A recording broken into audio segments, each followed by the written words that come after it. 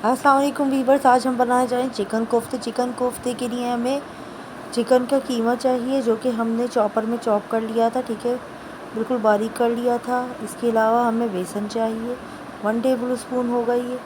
ठीक है, ब्राउन प्याज चाहिए, इसको हम कूट लेंगे। प्याज बारीक चॉप की हुई, हरी मिर्च और पुदीना धनिया।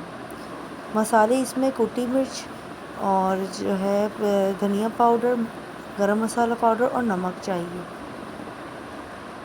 इसके साथ साथ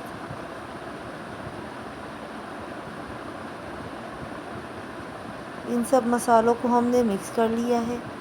ठीक है, इसको अच्छी तरह से हमने हाथों से मिक्स कर लेना है। बिल्कुल अच्छी तरह से हमने मिक्स कर लेना है इसको।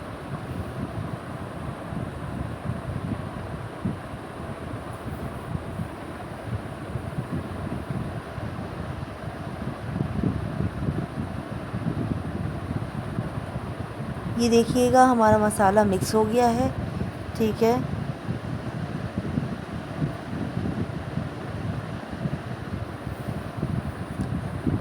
अब हमने इसकी बॉल्स बना लेनी है।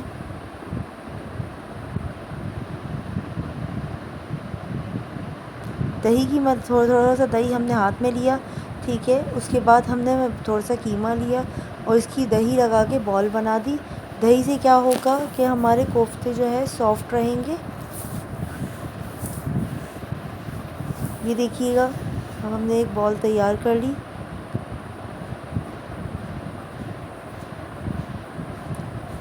इसी तरह से हम बहुत सारी बॉल्स तैयार कर लेंगे, इस तरह से। इसके बाद हम ग्रेवी की तरफ आएंगे। ग्रेवी के लिए हमें क्या क्या चाहिए? प्याज, टमाटर, अदरक लहसुन का पेस्ट, दही, आलू और मसाले इसमें पिसी लाल मिर्च, पिसा धनिया, पिसी हल्दी, गरम मसाला पाउडर, नमक और ये हमने 1 टेबलस्पून कौरमा मसाला ले लिया है। ठीक है, अब हमने ऑयल ले लिया है। ऑयल में हम प्याज शामिल कर देंगे। ठीक है, प्याज को अच्छी तरह हमने ब्राउन कर देना है। ये देखिएगा, बिल्कुल इस तरह से हमने प्याज ब्राउन कर देनी है। प्याज ब्राउन करने के बाद हमने इस प्याज को निकाल देना है। ठीक है, ब्लेंडर में हमने प्याज डाल दी है, टमाटर और लहसुन अदरक डाल दिया है। इसका हम पेस्ट तैयार कर लेंगे। पेस्ट तैयार कर लिया है हमने। ठीक है, इस पेस्ट को हमने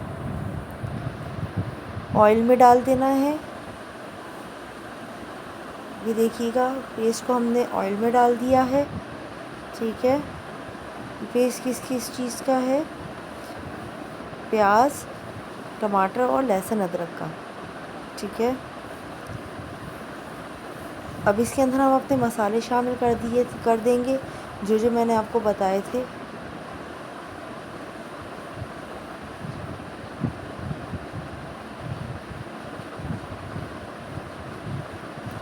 देखिएगा, मसाले हमने सारे ऐड कर दिए हैं।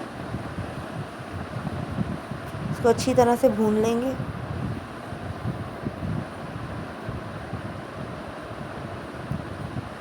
ये हमारा मसाला तकरीबन तैयार होने वाला है। इसमें हमने दही डाल दिया। दही डाल के हम भूनेंगे यहाँ तक कि ऑयल सेपरेट हो जाए। ठीक है, अब इसमें हम कोफ्ते ऐड कर देंगे। कोफ्ते ऐड करने के बाद हम इसको 2 से 3 मिनट तक पकाएंगे और फिर इसमें हम पानी शामिल कर देंगे।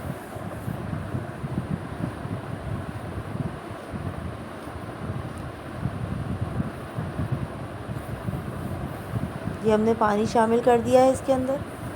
जितना आपको शोरबा रखना है उस हिसाब से आप उसमें पानी शामिल कर दें।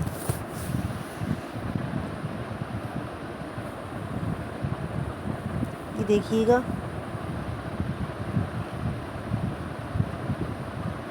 अब इसमें आलू भी शामिल कर देंगे।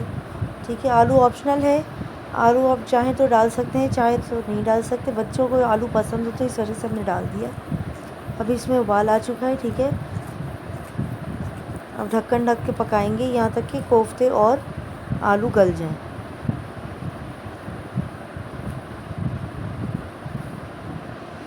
ये देखिएगा, हमारे कोफ्ते और आलू गल चुके हैं, ऑयल ऊपर आ चुका है।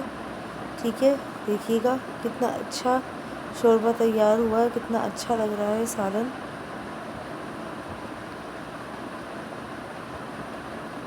ये देखिएगा। मेरे चैनल को सब्सक्राइब कीजिएगा, लाइक कीजिएगा, फॉलो कीजिएगा।